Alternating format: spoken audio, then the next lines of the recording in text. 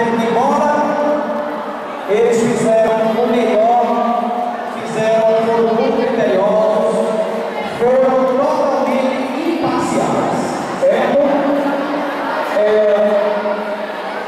Bem, o importante é que não só o vencedor, mas todos vocês estão de parabéns pelo belíssimo trabalho.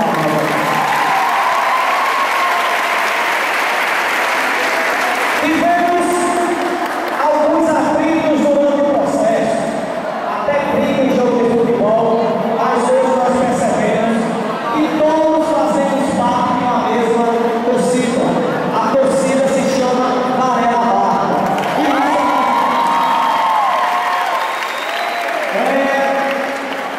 Vale lição para o próximo ano. Alguns erros cometemos hoje, vamos tentar não cometer mais no próximo ano. Estou falando, pensando aí, porque ele está na reta, ele tem mais anos aí para frente. A equipe passou uma vez, nós nos despedindo, ficou aí um trabalho de excelente participação nos 3 anos que vocês tiveram por aqui, né?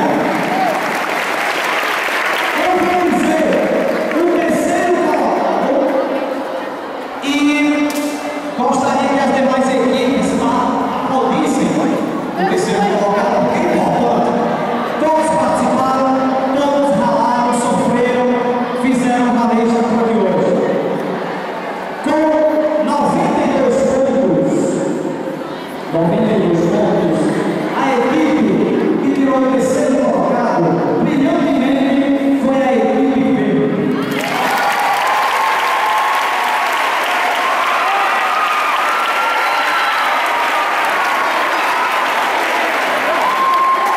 Agora, primeiro colocado.